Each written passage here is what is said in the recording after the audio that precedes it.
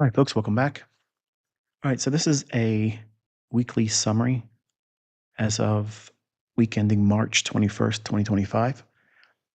And at the end of the lecture and review, I'll do a little bit of a shotgun Saturday. So I'm kind of like blending everything together. My goal is once I'm back to normal with my health, if I can get it there, the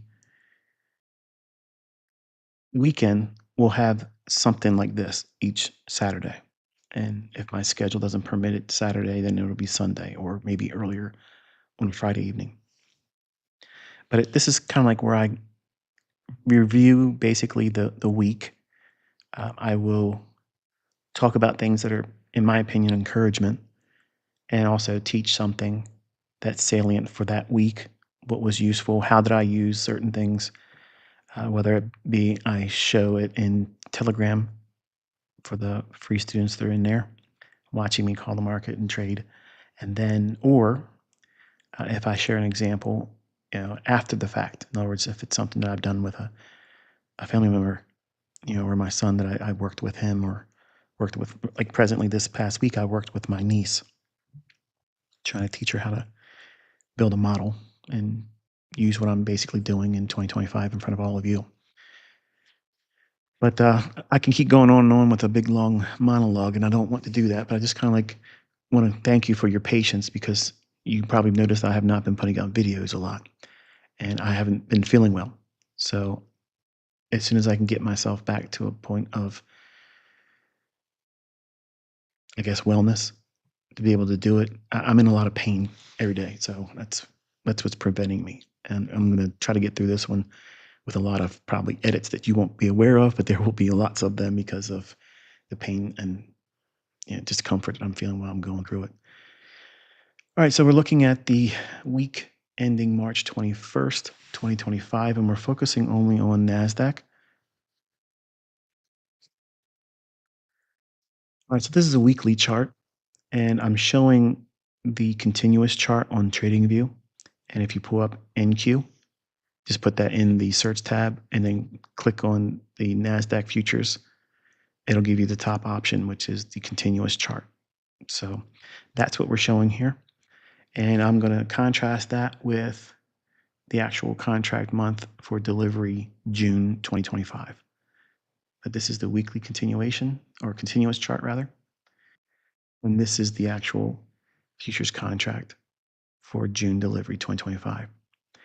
And I'm going to spend a little bit of time here, not long, just a couple minutes. And then we're going to focus on um, what the NASDAQ did on Friday and how it worked inside of the range for the week. And I'm going to teach you something that is algorithmic around the opening range. Okay, so we're looking at the daily chart here. And the only thing I really want to bring your attention to first and foremost is I don't know what the opening price is going to be on Sunday. Nobody does. And since no one knows what that is, we all have to submit to that and wait.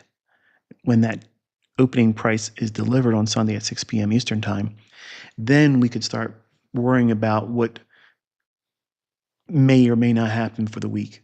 Okay, so um, the analysis that I do on the weekend, whether it be Friday evening after the market closes and my family goes to sleep and I'm up, or if it's during Saturday when I have the opportunity to do so. And as you know, I posted on X that I'd be posting this video up on my YouTube channel by 2 p.m. and real life got in the way and my wife pulled my attention away from it. So it had to be a little bit later. So if everything goes well, this should be up at 4 p.m. Eastern time, Saturday, March 22nd, 2025. Let's hope so, right?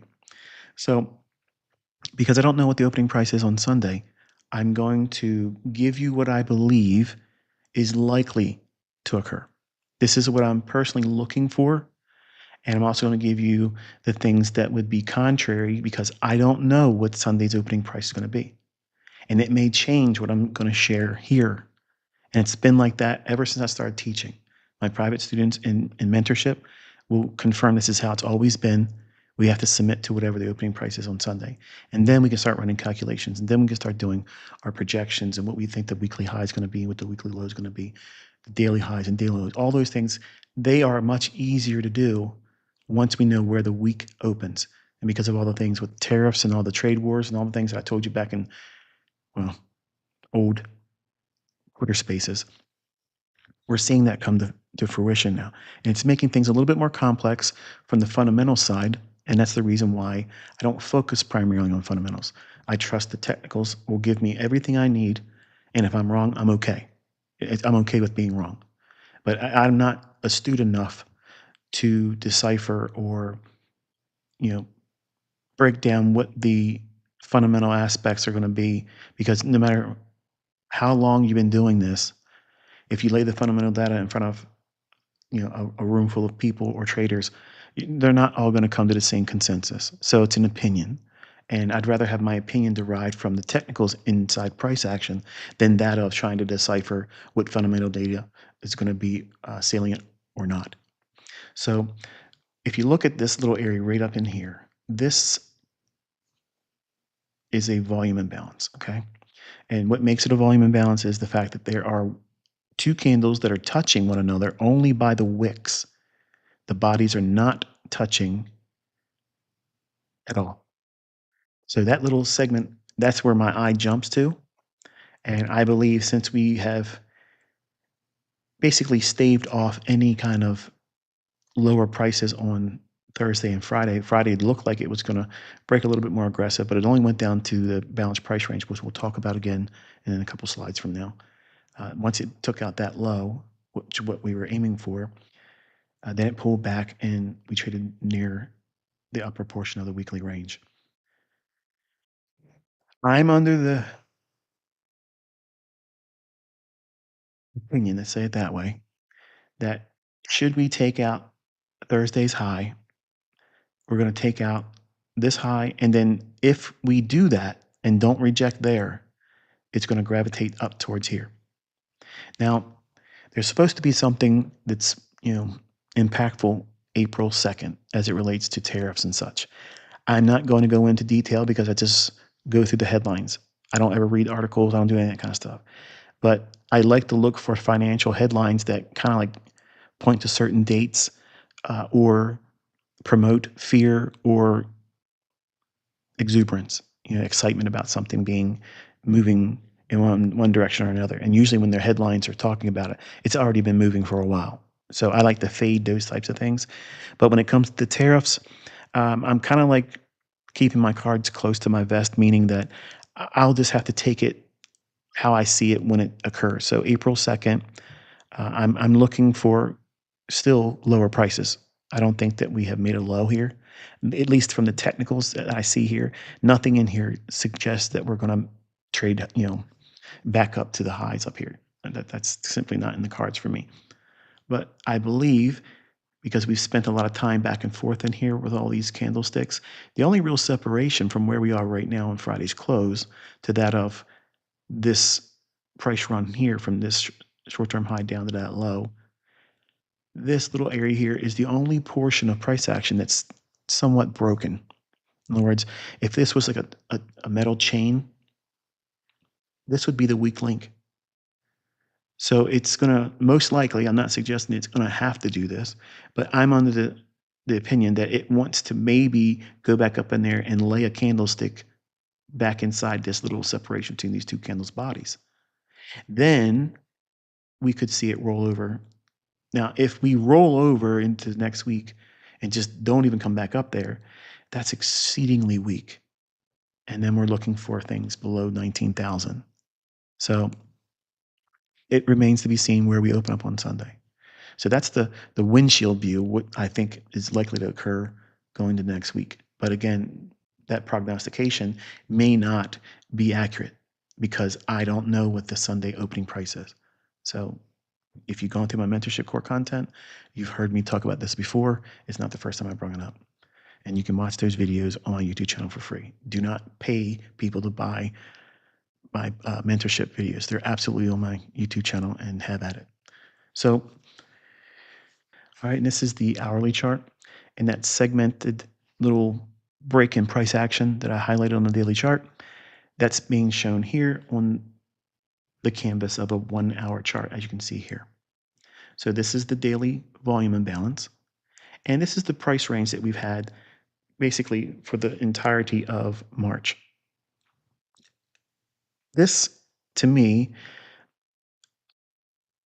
it relies on your ability to trust what you've done in the past as a trader. And that's why I'm saying that I'm willing to see it go up here into this volume imbalance. That's what I like to see because if it can get up there and then reject, it's only gone up to put in that little patchwork on the daily chart. Then it would free it up to expand and explore lower prices below the lows that's been formed here and here. So we're going to see, obviously, Sunday going into Monday's trading, what they're aiming for. The buy side is here initially because we have this high and we have the slightly higher high. Now, I could very easily just say, well, let me just anchor to that. But because we're in a really prolonged trading range, it could just very well trade above this high and then just bump that high and never get above that high. So when we're playing inside of a large trading range like this, I like to be a little bit more nimble and not require it to do the extremes. So you can make a whole lot of wonderful setups using 75 to 80% of the trading range high and low and never trade outside the range and use these smaller short-term highs and lows inside that larger range, meaning that if this was the high of the range and this being the low of the range down here, if we put a fib on that and put in 80 and 20 as the levels, if every swing high that was at or just above, but not the actual high here of the trading range that's being shown here, if you look at the extremes of 75 to 80% or the lower extreme and not piercing the 20%, I believe that you would be able to focus on the ideal little intraday turtle soup formations. They could act as targets or they can act as new entries. But because we're looking at analysis and we're looking for forward thinking setups, the sell side that I like is here, right there. Notice that it's below the low here and this low here. Now, why am I making the jump to this low here? Why didn't I use the same logic here? Well, it's because this low actually went just below that one here. So this is already lower than that one. So that means that it would technically be this low and this low being the relative equal low. So I'm going to take your attention to the lower one because in a perfect world, all things being equal, that's where the sell side is going to be. I could be wrong. I'm completely content with being wrong. And sometimes you've seen me get my targets hit by price delivery, but the limit order simply not get filled. And that's unfortunately the price you pay when you're trying to be so surgical and precise. And it's actually a compliment to your trading. If you can't get filled on your limit order, you're trying to get out the high and the low, and you can't get filled. Someone that may be a detractor or someone that's hateful, spiteful online, they would say something condescending about that. To me, I think that it's a wonderful testimony that you knew exactly what you're looking for, and the level of precision is so thin that it did not even fill your limit order. I've actually had trades go right to my limit order and one tick or two ticks above and still not fill me. Again, is that a weakness? Is that a lack of prowess as a trader? Absolutely not. It just means that they simply denied your fill, and that's going to happen when you're trading with real money.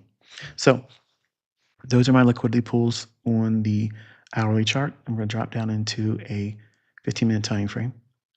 And here is that balanced price range. And I have it very lightly shaded. But if you're a member of my Telegram, it is very,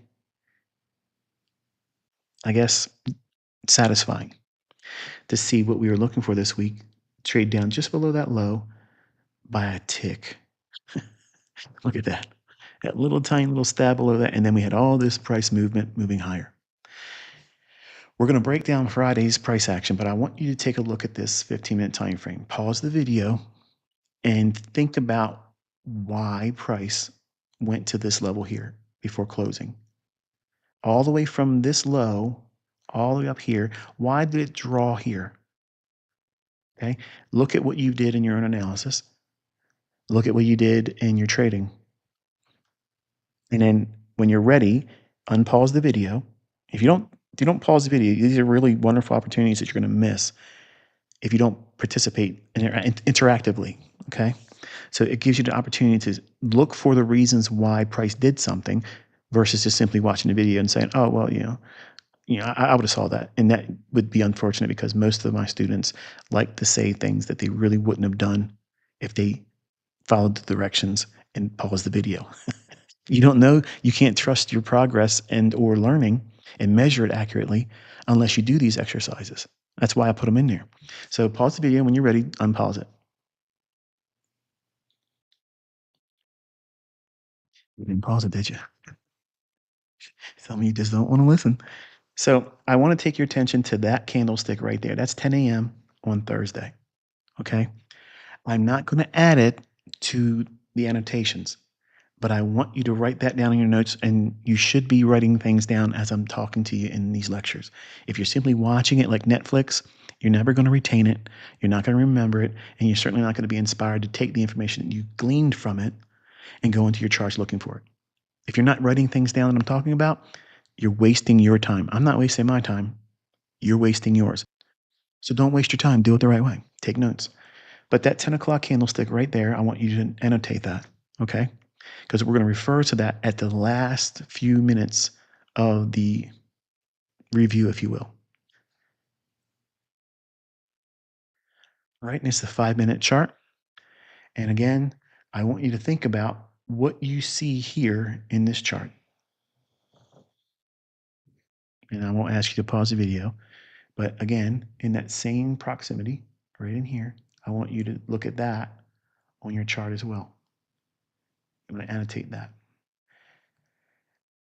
Now we're going to break things down. This level is the low of that balanced price range that I gave you in the Telegram channel. Before it traded down through it with high resistance liquidity conditions, it went right down to it and through it by a tick.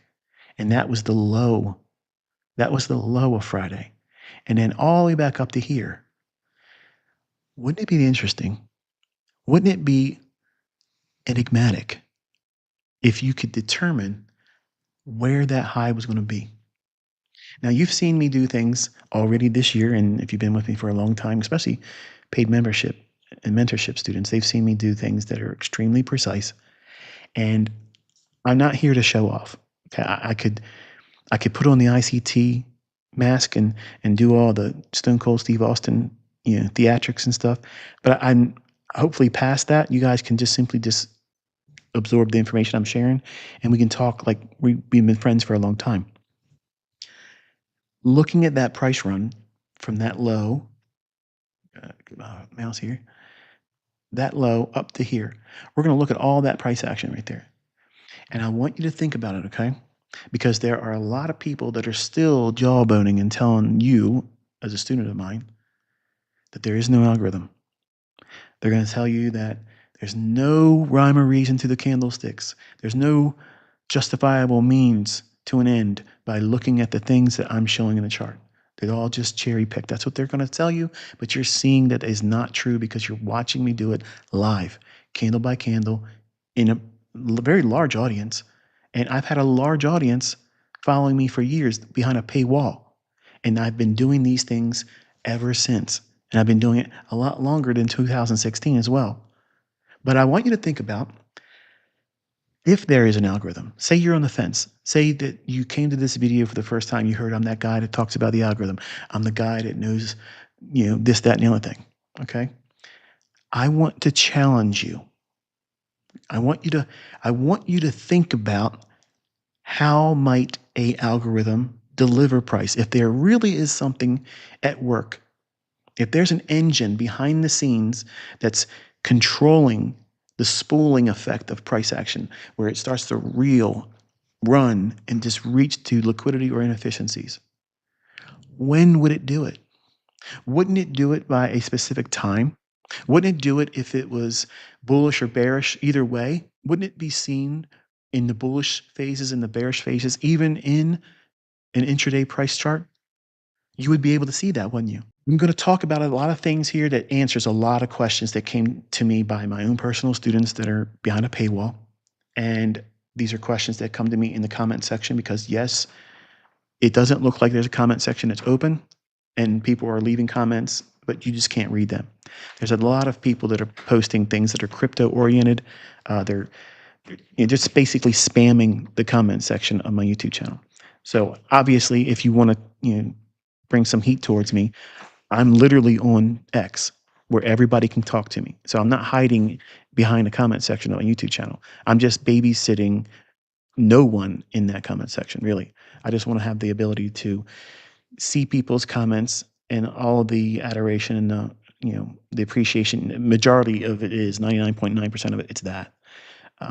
But the folks that want to basically try to troll me, you're wasting your time because no one's going to see that comment. But I'm including it here so that way you can take it to X because you can tweet directly to me. Okay, or what do you call it? What do they call it now if it's not Twitter? It's not a tweet. I guess it's just a post. You can post to me, and everybody that sees me, they'll see your comment. And like I said, I'm not hiding from anything or anyone, but I want you to think about some of the things that might be problematic with this storyline of a algorithm or not having an algorithm. Because if there is an algorithm, then there should be some measure of repeating phenomenon based on time. Because if there's an algorithm, it's not going to randomly generate price runs. Think about it. It would be chaos. And if they're going to go through the trouble of creating an algorithm, hire individuals to code, to put these things in play, then why wouldn't it be structured? Why wouldn't it be time-based? Why wouldn't it be in a form and fashion that is predictable? That's what I'm trying to challenge you with here, okay? I want you to think about that. Because if there is an algorithm, you will see signatures that repeat.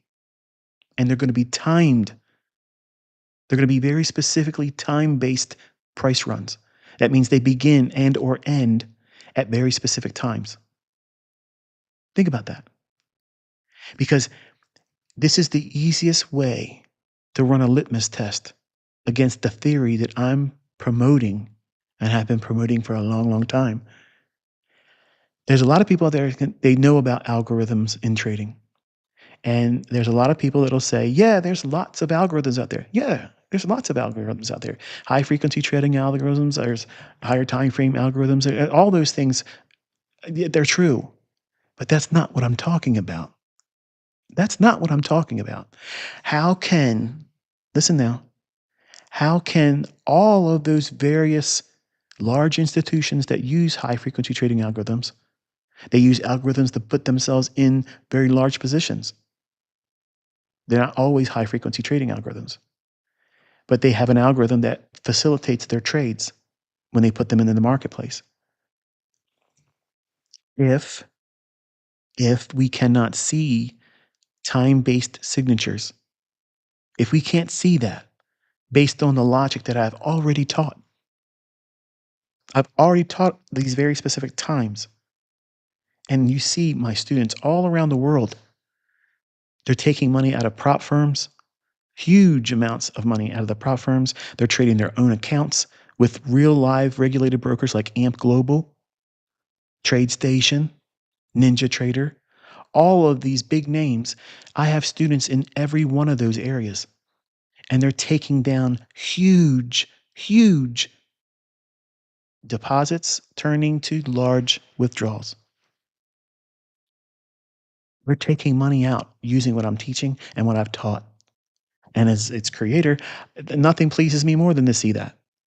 And I'm not wasting my time by teaching this because I know there is another wave of you that are going to sit down and you're going to be inspired by what I'm going to show you here today. Because this is going to slap the mouth of anyone that says there isn't an algorithm. It's going to basically stand in the face of them and defiantly say, prove this doesn't happen. Because if you can't prove it doesn't happen, you don't have an argument. If you can't wrestle with the facts that I'm going to provide here and just simply admit, there's no shame in it. Wouldn't it be advantageous if you were to simply see the fruits of it, the truth behind it all, and then say, you know what, this makes a whole lot more sense now. Because if it's a random market, that's scary to me. That's scary to me. But when you hear someone say the markets are rigged to the tick and they're time-based delivery, and it doesn't matter what the buying selling pressure is because that's not a facilitating factor, what creates the high and the low. What? What? Yeah, that's exactly what it is. There's no buying and selling pressure. The algorithm is going to keep delivering price higher or lower until it takes it to a price that is already determined as a objective. And it's going to deliver it to a specific time or within a measure of time. That's like a macro. It's the last 10 minutes to the top of the hour, and it's the first 10 minutes after a brand new hour starts. Then there are macros that are very specific, like the lunch macro, and then the final hour of regular trading hours macro. There's four macros inside that last hour of trading, regular trading hours. You hear people call it power hour, or it's the last hour trading, something to that effect. But it's basically a very sweet spot that creates the extreme end of the range for the daily candlestick. I have been in other people's live streams and I have called that last 10 minutes to the tick, and they can't hide it. In fact, they were all impressed with it as well. And you can go watch all of those people. They still have their live streams up. I'm going to share a little bit about how I do that today. Okay. These are things that I really didn't ever want to teach, but simply because I'm having a lot of fun, and hopefully the feedback will make me feel better because I have not been feeling well, folks. And if you like what I'm going to share today, you let me know on X and let other people know that you found it helpful, because I'm not making any money off of it. I'm not making any money off of you leaving comments on my YouTube videos because no one's reading them but me. But I do read every comment and I appreciate all your comments. And when I'm not feeling well physically, I read those comments and they inspire me, even when I don't want to do, like, I don't really want to do this video. I don't physically want to do it. But when I read other people's appreciation, it motivates me and it gives me that drive to do it. So it's free to do it to me. It's not like, I'm costing you any money. But if you're going to be here and you're trying to learn, that's a nice currency exchange. You just let me know that you appreciate it. I'm the only one that can see it if it's going to be in a comment section. But let other people see that you got excited, or this didn't do it for you and you further convinced that there's no algorithm. Either one, it's good. That's fine. I don't care. Keep the discussion going. That's basically what I'm getting at. I'm not going to convince everyone, but I'm going to really twist the arm of individuals that have been hardline about there's no algorithm and then there's a buying and selling pressure. You're going to have a real hard time swallowing that pill after this one. Finally, we made our way to the 1 minute chart. All right, so we're looking at the New York kill zone. New York kill zone is the same for Forex. Okay, it's basically the 7 a.m. Eastern time to 9 a.m. Now, you can extend that 1 hour before and 1 hour after and just completely answer all the problems of daylight savings time. That's what I taught in my private mentorship. My students know this, so I'm giving it to you for years as well, so that you don't have to pay for that. But if you're going to be a purist, meaning that you're going to stick to the rules as I first presented them, it's 7 a.m. Eastern time to 9 a.m. Eastern time. That's essentially, in futures trading, it's pre-market trading. So you're trading ahead of the opening bell at 9:30 Eastern time. So if we look at the NASDAQ on Friday, let's break that down in here. So we have 7 o'clock, starts this period here, all the way through till 9 a.m. Eastern time. We have relative equal highs in here. The market rallies up, takes that buy side liquidity. I'm going to challenge you to go further to the left on your chart. I'm purposely leaving a lot of things out of these charts because we're going to talk about journaling at the end. So that's kind of like the Shotgun Saturday encouragement and or where I talk a lot of things that not necessarily are appearing in the charts. That's the part that most people don't want to listen to. But these are the things that help you become a better trader and use the information I teach technically correctly. But look to the left a little bit further over here on your 1 minute chart, and you'll see there's a fair value gap that it trades up into there. But sticking just to the liquidity aspect, the buy side's taken here, and then we break below that short term low, which is what? A shift in market structure is bearish.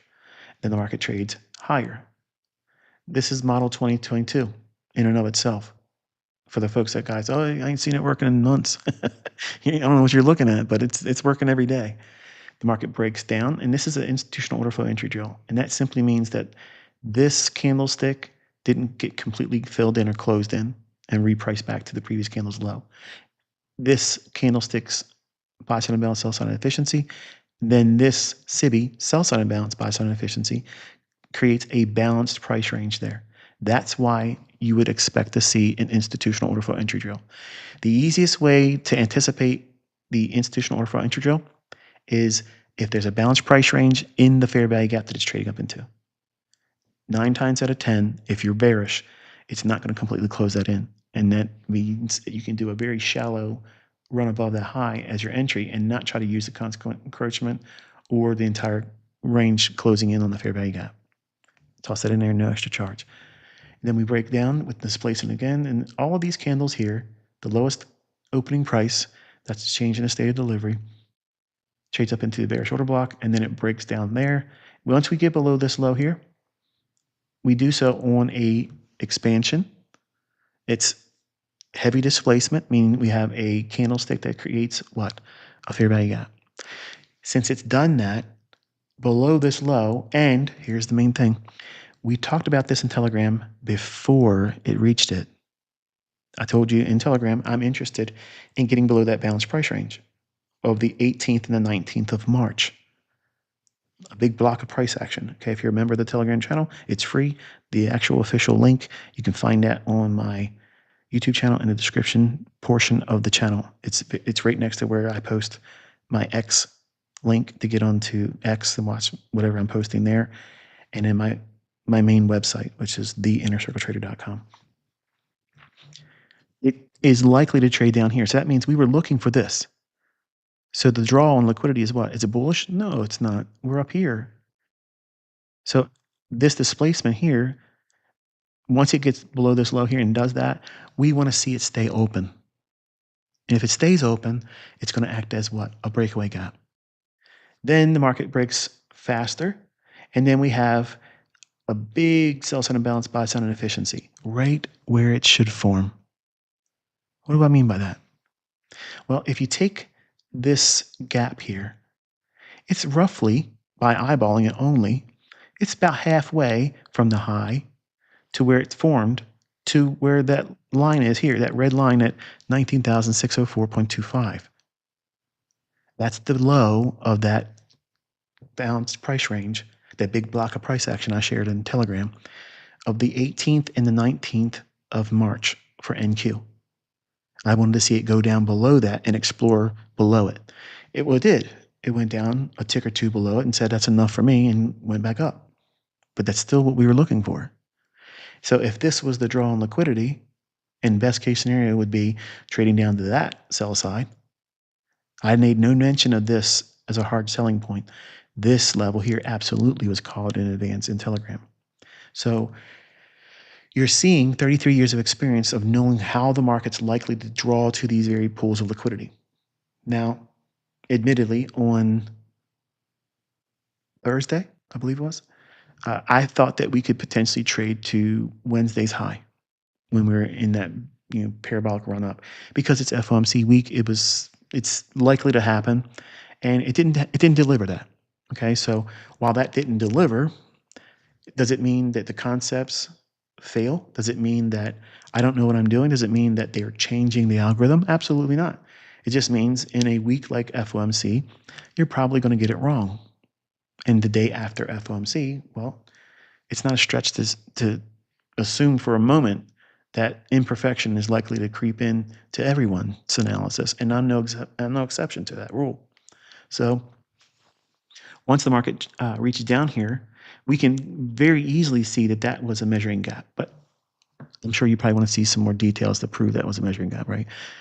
As the market breaks down, since you know this level down here is that low of the balanced price range of the big trading range of the March 18th and 19th price action,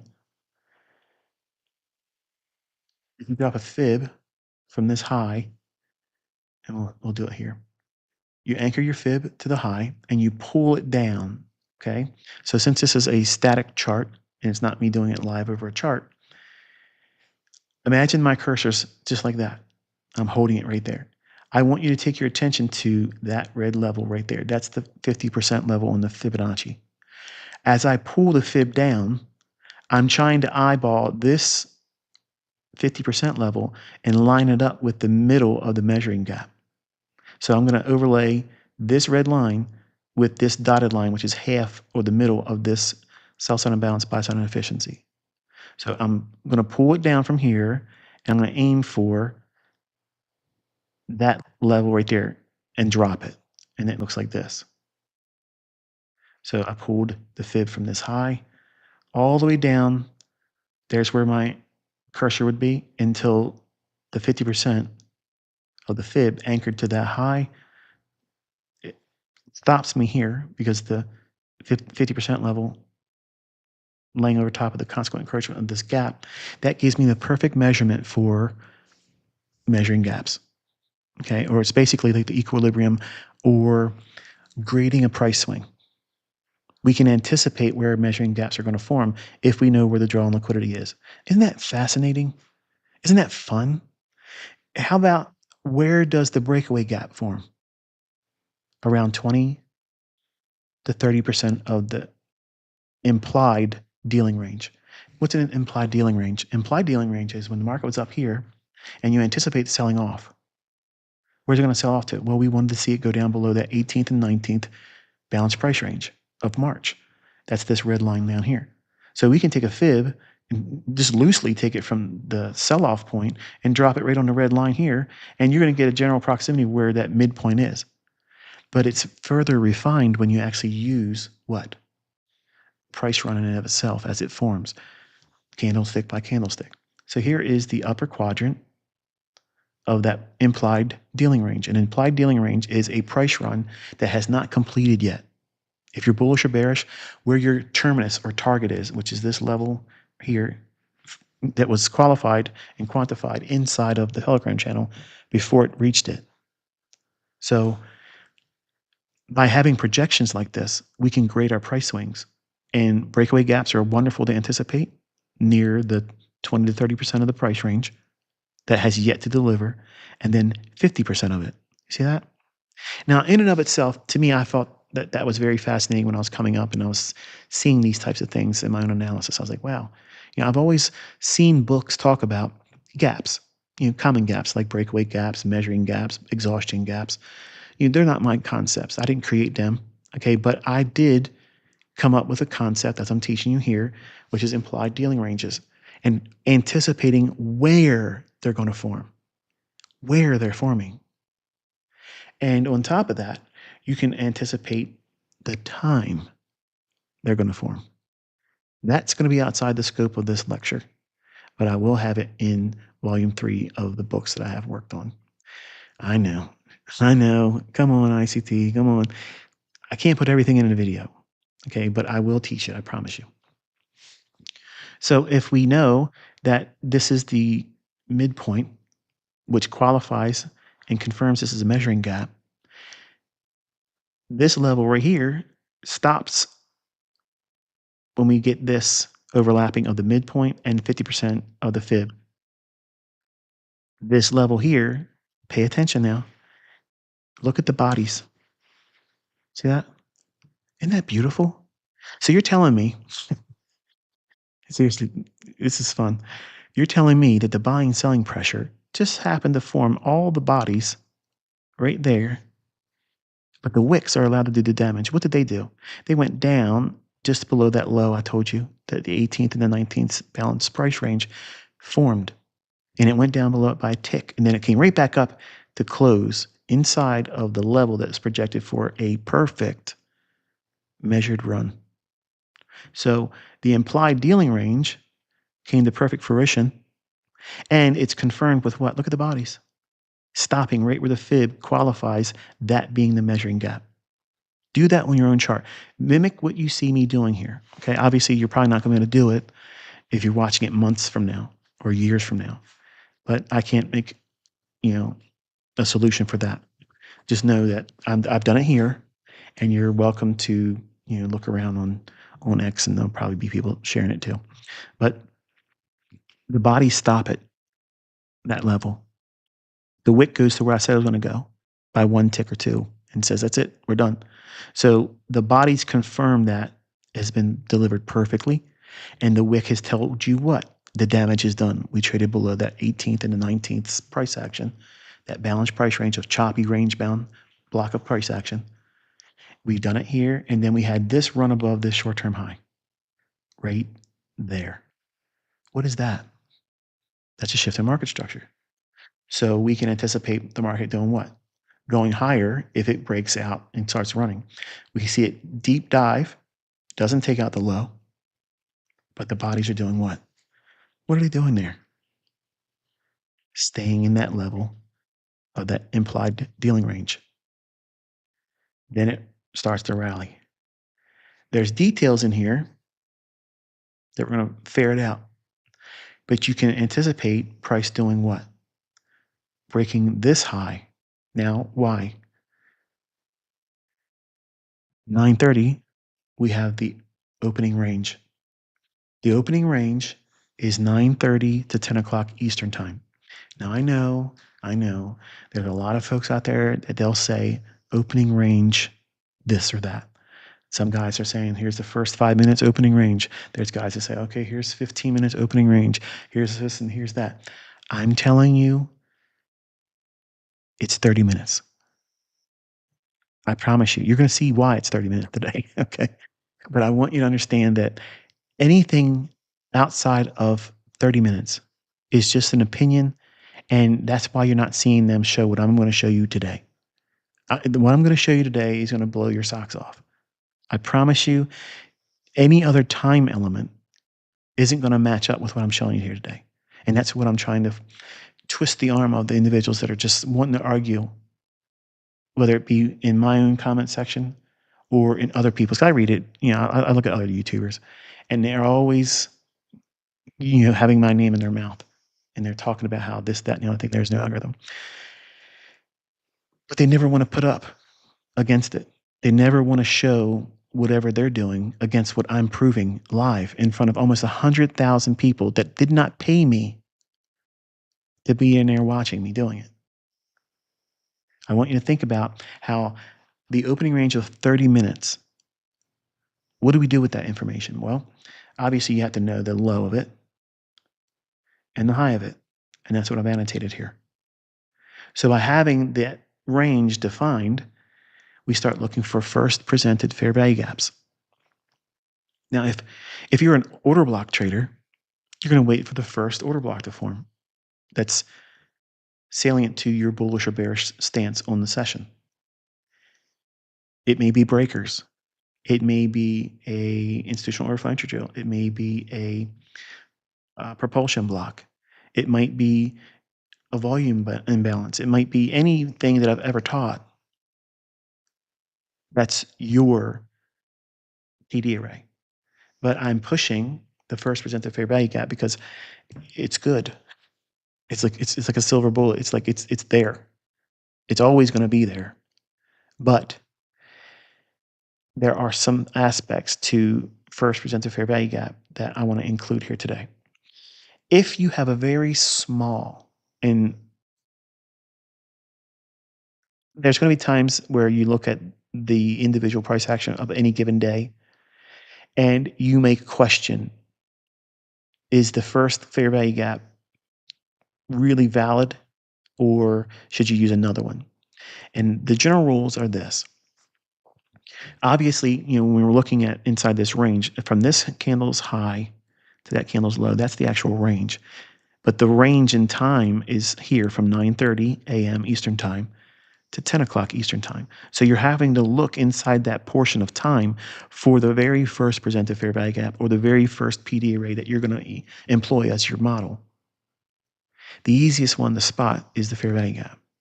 All you have to do is narrow your focus down to the first 30 minutes because the algorithm is going to leave something there for smart money. It's coded to do that. Buying and selling pressure is not forming that. It's not a one print, single print, as you hear people try to call it. It has nothing to do with what I'm doing. It absolutely has nothing to do with it. You've never seen anybody use single prints that invert. Now there's an inversion of that first single print. It's all garbage. These people are just trying to find some way to make it look like this stuff has been in existence forever. But unfortunately, I broke the mold when they said there's nothing new under the sun. And that's the kind of stuff that makes me sound arrogant. But I'm just simply poking you all that are resisting. Just simply look at it. Because if this stuff existed somewhere else, other people will be doing that other stuff and doing things that I'm doing, showing precision that's unrivaled. Remember, if all that stuff happened and been in books and people have been learning for years, hundreds of years or whatever, why aren't they doing what I'm doing? Why aren't they showing it, proving precision? Because it doesn't exist anywhere else. And it's not pride. I'm not being arrogant here. I'm being very sincere because I think that there's a lot of people that listen to people online that they look at as heroes and they have an opinion that they've borrowed from someone else. They haven't done the due diligence of going through all the material that I put out. They look at all those videos on this YouTube channel and say, there ain't no way I'm going through all that stuff. If someone says that they watched all those videos and they think this is what it really is, it's a copycat of this or rebranded of that, I'm just going to take their word for it, and because I like them and they wouldn't lie to me because they're my hero. That's really what it is. And unfortunately, that's what it's like for my own community. If I come out here and said anything that wasn't really true, but I made the case that here's what it does. Here's what it does in the marketplace. It does this, it does that. And because I said it, they're going to believe it because they look up to me. And that's unfortunately the problem with social media. I want you to simply look at it yourself. Because if you're not looking at it yourself and not just one weekend over the weekend or looking at this and looking at that and thinking, okay, I figured it out and he's not being truthful or it doesn't work or it's not really there. You have to have time using it, really studying it. And I'm convinced that it doesn't need to be defended by me. I do these things because I stir up the community, the people that talk about it not being there or being valid, or that it's somebody else's stuff. Bring forth the evidence suggesting those things you're saying are true and what I'm saying is false. And they never do that. So this is for those individuals that don't have the details that say that what I'm saying isn't true or isn't true. This is my argument. You're welcome to leave it alone and just go do whatever you want to do, but you need to answer this today. If you don't think there's an algorithm, you need to swallow this big pill because this is going to be a jagged one. Moving range, 30 minutes, 9:30 to 10 o'clock Eastern time. You're looking for the very first presented fair value gap. If the gap, as you'll see here, that's the very first one. See it? There's no other fair value gap on the 1 minute time frame forming prior to that right there. Now, would you agree that that's a very small fair value gap? It's minuscule. And it really didn't do anything, did it? Did it take price down to take a lower low out? No. So there's one strike against it. We already made the low of the day at a level we anticipated. So if we went down here, isn't it likely the market's going to go higher anyway if it rejects like it's done here? We have a shift in market structure. And then we're inside of the opening range of 9:30 Eastern time. So we're only coming back down to test that low. And it didn't even get down to the low of that 18th and the 19th balanced price range. So as I teach, the signatures are, we want to see levels fail. We want to see PD arrays fail. That's insight. You don't see anything in Wyckoff, supply and demand, or anything else out there that says we want to see certain things fail. because all those books were written before an algorithm existed. The logic that these algorithms that are used to trade, they're highly sophisticated entry models, but the delivery of price is controlled. And they have to try to engage the price runs just like you and I do, and they may not get filled because the algorithm is doing all of the delivery. Think about it. Why didn't it go down below that low? Surely there's somebody down there, a collection of individuals that are long. If they're long, what's going to be below that low? Sell stops. Why couldn't it get down there just to go one more time? What's the logic that says, nah, it's not enough? And there wasn't enough sellers there. The selling pressure was abated and the buyers came in. There's more buyers. Why? Tell me why. Why right there? You're just going to give me an opinion. But what I'm going to show you today is not opinion, it's facts. It's time based delivery, precision, and it repeats every single day. And that's what I'm trying to inspire in all of you because we're going to talk about journaling at the end of this. And I want you to look for these things I'm going to show you here. And that's what you're going to journal. But without stealing the thunder of that portion of the video, let's go into this in a little bit more detail. Small little gap like that. That's the first presented fair value gap of Friday, March 21st, 2025 on NASDAQ, June delivery contract. It's a fair value gap that's a SIBI. So that means generally that would be treated as what? It trades back up into it and sell off.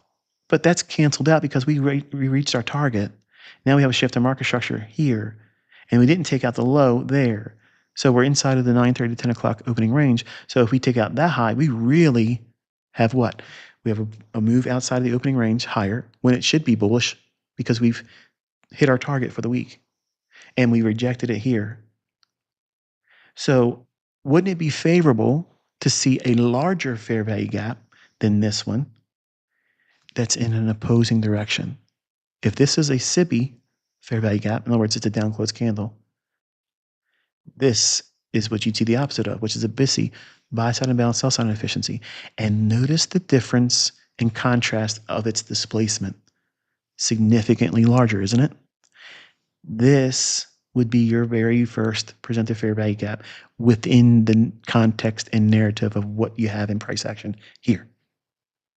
When you see people on X, or if you were seeing the comments that are left in my videos all the time when I'm sharing executions, they'll say, why didn't you use that fair value gap? Why did you use that one? Why did you choose this one? Why did you choose that one?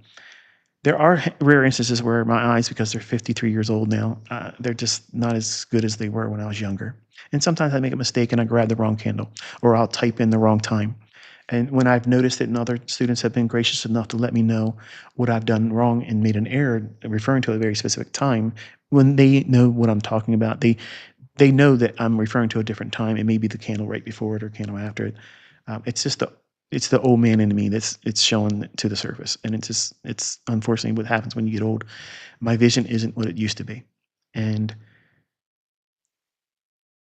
the other times when it's not like that, this is what I'm doing. I'm looking for things that have a greater displacement that is in the context of the narrative, what I think price is going to do. So this would be your first presented fair value gap because it's a larger displacement and much more significant than this little tiny thing here. Okay. Then the market trades above the opening range high. There's your breakout. We don't trade breakouts, but that's a break above it. We don't need it to close above it. The market trades down into that again, right there. What time is that occurring? At 10 o'clock. That's your silver bullet. It forms every day, folks. There's never been a day where silver bullet never formed. Now, ask your mentors, ask your educators, ask whoever is a bigwig in the industry. Tell them to come forward and say that their concept forms every single day without fail. There's a lot of them ain't going to even come close to wanting to say that, but I will, and I'll show it every single day. Every single day. My stuff doesn't stop working because it's algorithmic. It's all time-based delivery, okay? And that should already get you excited, but we ain't done yet. The market rallies again and trades into that old measuring gap. Now, because we went above it here, and we've got the narrative behind us that it's likely to trade higher now, This inefficiency that was a sell side imbalance, buy side inefficiency, or measuring gap, now we can treat it as an inversion fair value gap. Look at that. Look where it's forming. I mentioned on X that you would have a lot of ideas thrown at you. Here's one of them. If you have a market that's changed gears and direction, now it's bullish. If you can get above the opening range high, and if there's liquidity obvious in the charts, here, this gap over here, when it was going up to run the liquidity out, that's a buy side balance, sell side inefficiency. But when the market changed gears, that turns this into what? A premium array in the form of an inversion fair value gap. The market goes down into the opening range high and the low of this inversion fair value gap. That was the measuring gap. So it's forming basically a pseudo market maker buy model. Okay, that's what it's basically forming. Bodies real close to inside that inversion fair value gap, but it hits the opening range high and then creates another fair value gap there. Trades outside of that inversion fair value gap, comes right back down again. Here you go. This is another silver bullet inside the hour of 10 o'clock. Displaces to the upside, runs the buy side here, and trades right up into the inversion fair value gap. And we don't even need that buy side taken there for that. Those are two trades right there that are beautiful. Right away, you can see that there are times when we can use the actual opening range that the algorithm is going to refer to. It's 30 minutes, folks. It's not 15 minutes. It's not 5 minutes. It's not anything above or below 30 minutes.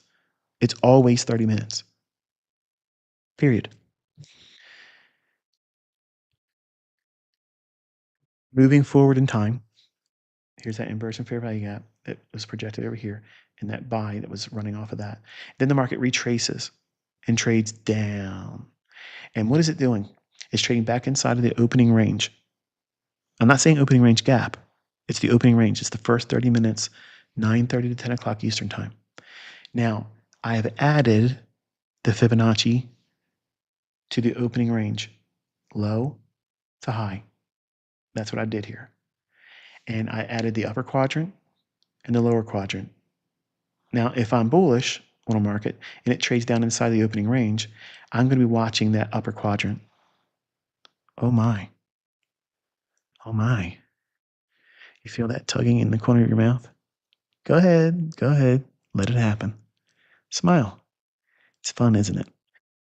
That trading down into that upper quadrant of the opening range, the first 30 minutes of trading, 9:30 to 10 o'clock, that's algorithmic.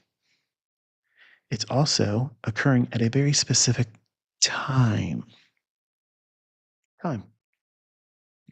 This is where the lunch macro begins.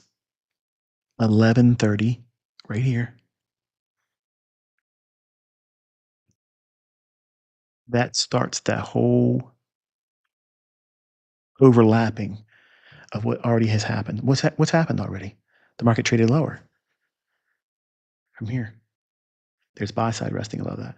So at 11:30, whatever you've been doing, anticipate some measure of retracement and grow in the other direction. Not all the time, but the majority of the time you're going to see that. Now in this case, because we had the target reach for the week, it's probably going to go higher. And this is the lunch macro. The lunch macro is 11:30 time, Eastern time, as far as 1:30 p.m. Eastern time. So it's a 2-hour window of time that's collectively referred to by me as the New York lunch. Okay, so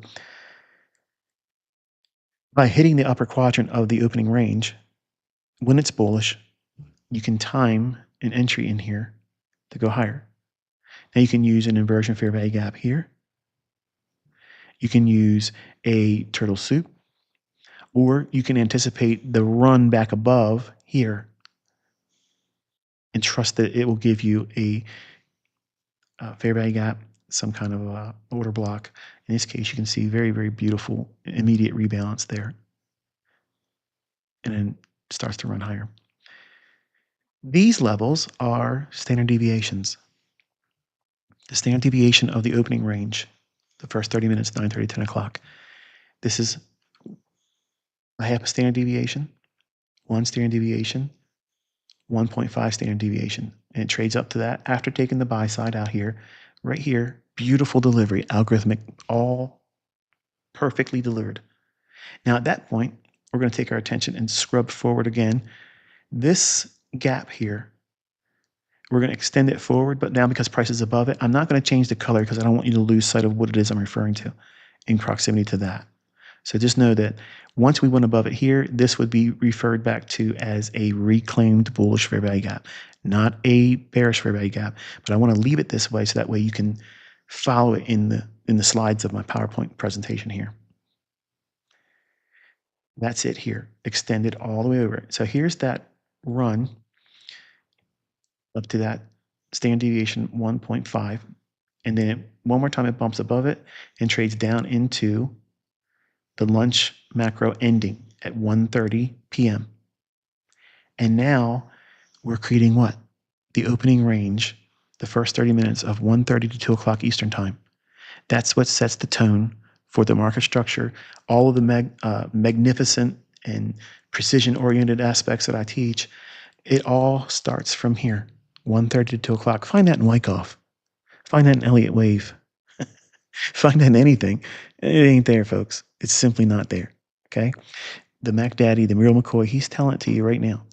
I wasn't wanting to teach all this stuff, but it's just simply fun to just twist that knife in the proverbial sides of all these people that say it isn't real, it ain't there, it's all buying and selling pressure. Really? So we have the opening range low. This is the lowest low between 1:30 p.m. Eastern time to 2 o'clock Eastern time. That's the highest high it formed. This is the time aspect. Okay, this is the parameters on time. This is the opening range low, the lowest inside that range of time. So if we were following it down here, 2 o'clock to 1:30, that's what this is showing here. It's the end of the lunch macro. So now we're anticipating another run in price action. And since we've already anticipated a reversal because we hit our weekly target, so we can anticipate what? A continuation to the upside.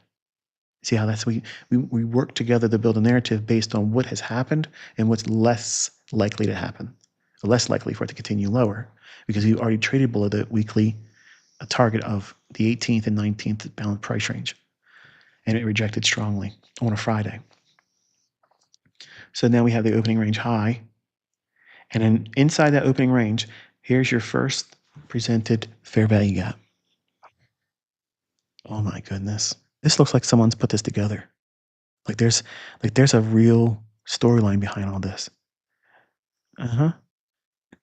That's what I've been trying to tell you, but I didn't want you to take my word for it. I wanted you to see it for months and years. And the folks that don't want to see it, they're in denial. They're in denial. Honestly, I'm beginning to think that it's a paid opposition now to try to dilute your attention to it. Because if they can say anything bad about me, or if they can say anything bad about the concepts, everything they've said about it is false. And I'm proving it. I'm proving it every day. So again, what are you going to do? If I never talk about it again, the cat's already out of the bag. And to me, I think that's delicious. But the market trades down into that first presented fair value gap here and rallies up. That right there is a tradable run. But now we're going into a macro, 250 to 310.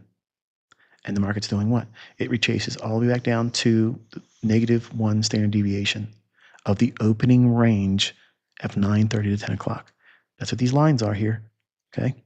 So again, we go down to that inversion fair value gap, which is technically a bullish reclaimed fair value gap. It rallies and consolidates inside now the macro of 3:15 to 3:45 Eastern time. I promise you, no one ever talked about that. No one has ever mentioned that, ever. I did on Twitter Spaces. I talked about these things, okay? And you can find them all on YouTube because I give permission for people to put them up. That was the reason why I did that. I don't care that they make ad revenue off of my Twitter Spaces, okay? I said a lot of things language-wise that I didn't want to have on my YouTube video. And I trolled people inside those Twitter Spaces too back then. So I didn't want that on my YouTube channel. But no one can deny that these things. In the inversion fair value gap, I taught that in audio of a Twitter Space. And all those things can be confirmed by going and watching other people that love to put my Twitter Spaces on their YouTube channel. Sometimes they put music behind it. Sometimes they put it with charts if I've talked about some things, and they reenact all that. They put some work and effort into it. And if they want to make ad revenue off of that part of it, I don't mind. It's just you're providing another testimony that you were there, you saw it, you listened. And it's a timeline. All those breadcrumbs come back to me. But at 3:15 to 3:45, the last final hour of regular trading hours, you call it the power hour. I don't call it power hour. It's the final hour of regular trading hours. Between 3:15 and 3:45, the market's going to operate inside of the narrative that's presently underway. Meaning what? We created another opportunity to buy. We have buy side up here, which is also the opening range high of 1:30 to 2 p.m. Eastern time. That's the afternoon session. You don't see me do a lot of afternoon session stuff. Usually I'm in other people's live streams or whatever, and the things I call out and it comes to fruition all the time is what I'm showing you here. I'm literally showing you my cards. Now, it's going to take a lot of experience to do what I'm doing. Just by me showing you this isn't going to be enough. But look at the times that these things are occurring. They're very specific. They're very, very specific. If you look at the high here, that's a macro. That's a macro. That's 1250 to 110 macro. And what does it do? It retraces back down into that gap. And it's also trading down into -1 standard deviation of the opening range at 9:30 to 10 o'clock. Forget pivot points, folks. Forget all that stuff. You need to look at these things, okay? Pivot points are not based on time. They're not based on any time. They're just ambiguous measurements of open, high, low, and close, multiplied by 2, divided by this, and all that stuff is number crunching. When you take your attention to time, and that's why I laugh in the face of these fools. They talk about, oh, I'm the price this and I'm the price that. I'm the prince of price action. You're a fool if you're not implementing time first, because that's what the algorithm does. It refers to very specific times. And then what price inside that range of time. See, these aren't zones.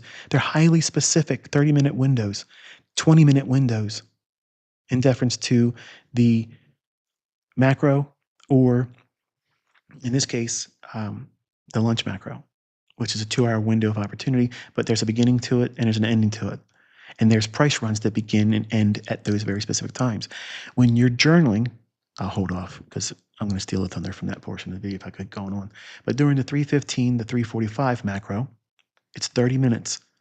You're looking for the setup that leads to market on close macro. That's what MOC stands for. That's the 350 little price run that usually takes off and creates another higher high or a retracement into the range. Here, we know that we have 2.5 standard deviation that would take us above this high. This one's very close, but if you look at this price run here, it duplicates itself there. So we're seeing another measured move, but it begins at the time and on the price inside of the opening range in the afternoon session. That's this one here. Look what it's doing here. Body stopping at the consequent encroachment. The wicks go down just below, but doesn't completely close it in during the 315 to 345 macro. Bodies are staying in the upper half. What is it telling you? The algorithm is signaling to smart money, just like it's been coded to do. Stay out of that area. That gives them confidence that that's the setup to buy and run it into the close. And look for rocket fuel at 350. And here you go. That candlestick's 350. And wouldn't you know it, look what happens. Right up to -2.5 standard deviation. So there's obviously no algorithm, right? No way. Nope. Not here, folks. Nothing to see. I want you to think about the power of journaling. Okay, why even do it? Well, it allows you to measure your progress on a daily and weekly basis, which is really important as a new trader, a new student, especially if you've been trading for a long time and you've had hit and miss results or have never been profitable. This is probably going to be the biggest super helpful thing to you in terms of organization, collecting and organizing your thoughts, building your model, refining, encouraging yourself. All those things are beneficial from the power of journaling. So by measuring progress daily and weekly, to encouraging yourself when you feel like you're in a stagnant position or you're in drawdown and you're just simply not doing things right and you feel like everything's different than what you expected it to be, you're going to want to be cheerleaded. And you need to encourage yourself when you do things in your journal. Never talk negative. And when you find those points in your journal where you've done it well in the past, go back and visit them again, and you'll say, "Oh, wow, I did that. I did those very things, and I saw that happen. It worked." It cancels out the negative thoughts about what you're feeling. When you do something wrong, it feels like, "Oh, this is broken. It doesn't work anymore." And if you don't have experience to lean on or a community that tells you, listen, it's normal for you to feel that way, but keep walking forward with the information. The data will support and show you that it works. It isn't going to work 100%. Nobody has a 100% strike rate. Nobody has. If there ever was going to be somebody that has one, it's me. And it ain't going to be me ever, because there's always manipulation. There's always some kind of intervention that I can't see coming. And then there it is. And I'm also human. I'm not AI. Sometimes I don't feel good. Sometimes I have something happening in my personal life that just clouds my mind and my focus, and I just do something I shouldn't have done, and I take a losing trade. Eventually, you're going to see me do it. It's okay. It doesn't mean anything except for that transaction was done wrong, and I own it. It doesn't mean anything else other than just simply that. But what do you journal? Well, what I'm showing you here. If you're not doing these things in your chart, looking for the signatures of the algorithm, if you're not looking for it, you're never going to be proving that there's something to the things I'm teaching. You'll just eventually quit and go watch some guy that has an indicator, and hopefully he spoon feeds you and gives you setups. That's what you're really looking for in the beginning. Give me a handheld opportunity to follow and copy you. That's what I wanted too. I wanted that because I was intimidated by losing all the time as a very beginning student, as 20-year-old Michael. I didn't know what I was doing. So you're going to journal like this. You're going to go through the charts after the fact and put the times that I'm showing you here. They're always the same. They never change. The only thing that's missing in here is all of the individual hour macros, the 50-minute to 10 minutes after the top of every hour. Mark every one of them, and you're going to start seeing the turning points in the marketplace are happening there. And when you understand the narrative and where the market's likely to go, nothing will surprise you. You're not going to be surprised. You're going to have a whole level of comfort, and you'll be able to hold trades longer. One of the biggest questions I get all the time is, how are you able to hold on to trades like that? I would be shaken out by this or that. I'm using this type of information here. It's not found in books. It's not found in educators. Now, it's going to be in Amazon books now. And the low class, low character individuals are going to pretend that they figured it out, or they founded some garbage that's really my concepts.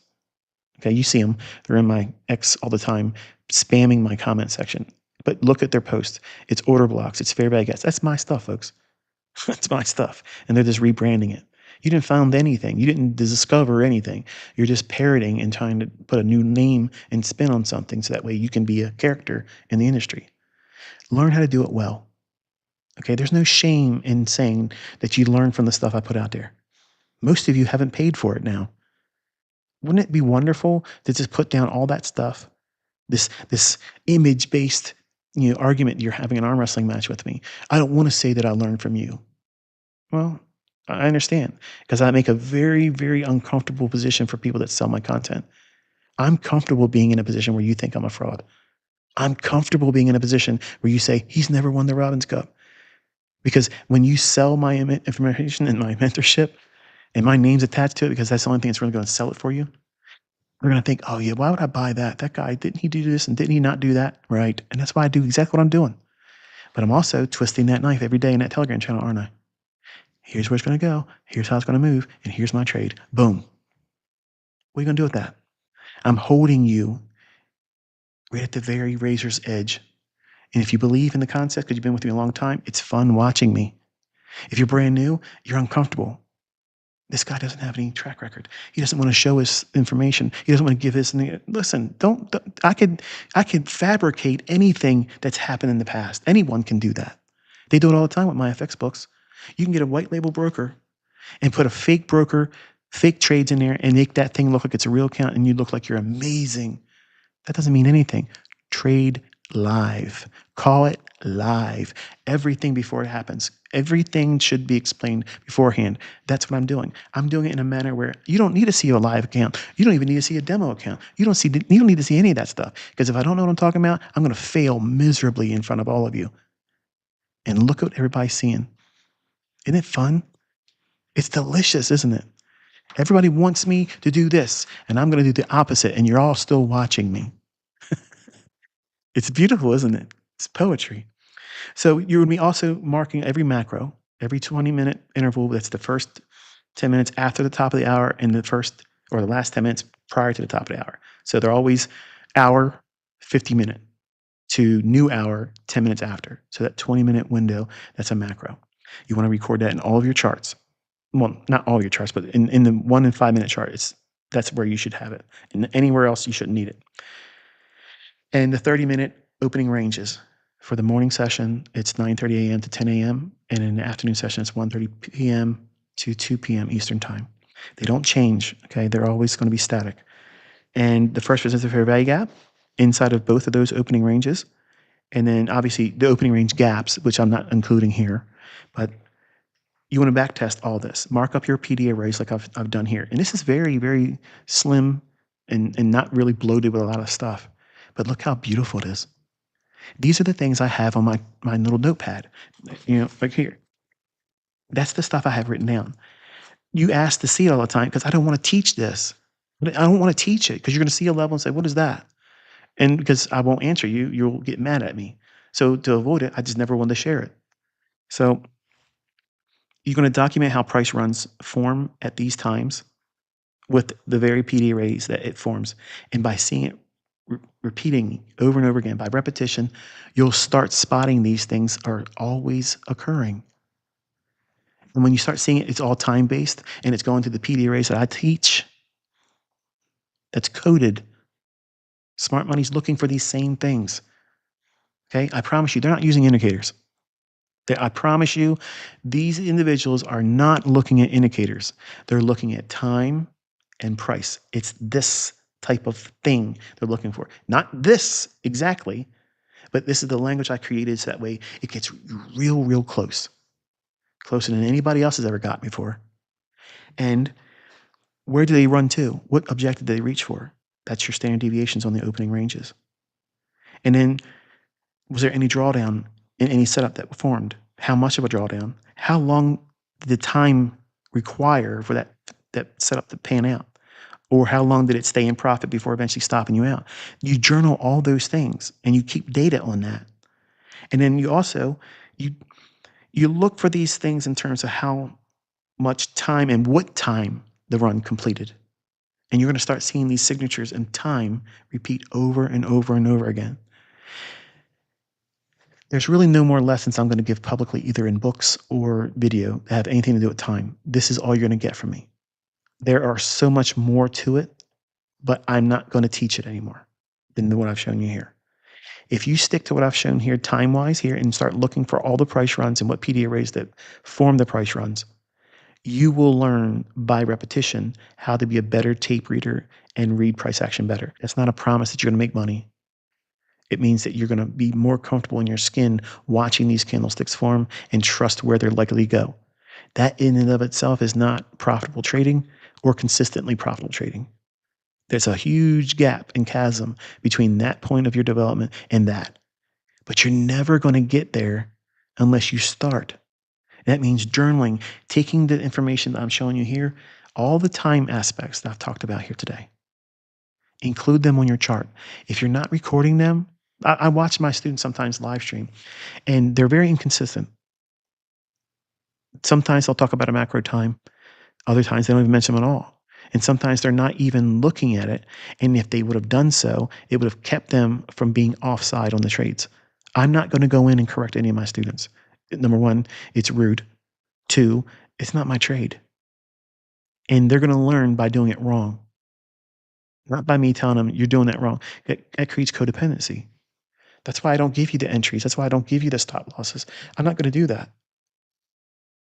I don't want to sit there and have the concern about a trade's outcome when I don't have it as the trader. But then I will have it. I will absorb your scared anxiety about the outcome of the trade, because I'm going to be thinking all these people are watching me. They're worried about this, that, and I'm not focusing on price action, am I? I'm focusing on your emotions. That's why I don't do it that way. I teach it perfectly. Before it happens, this is what you're looking for. This is what it should do. It shouldn't do that. And it's going to go here. If I don't know what I'm doing, I'm going to fail. Have I? It's beautiful. It's art, and I'm having a great deal of fun, and it's almost like medicine for me, and I love doing it. But a lot of times, honestly, I don't even want to be in the Telegram channel. I'm in a lot of pain. So just be patient with me. Hopefully, the Lord's more merciful and gets me where I need to be at. But that's why my output has been really, really low. I've not been producing any content. I have lots of videos I want to produce. They're outlined already, but I just don't have the energy to sit through it, to do it. And when I'm able to do it, I'll certainly do it. But until then, take what you get from me and be content with that. Okay. Hopefully, you found this one insightful. Hopefully, it was beneficial in a lot of ways in terms of what you're looking for in terms of journaling. But you have to collect data, and how you do it is up to you.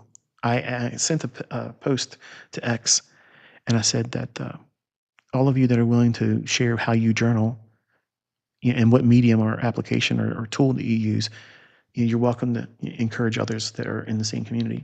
And there's been some really wonderful uh, products.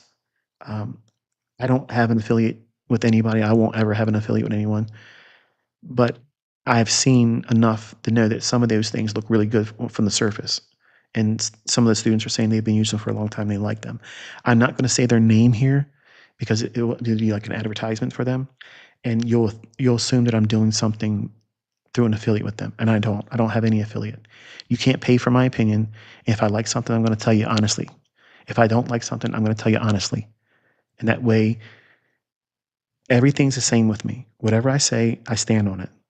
And if my opinions matter to you, hopefully you can respect that, because I avoid having any confusion about whether I'm getting paid for my opinion about something.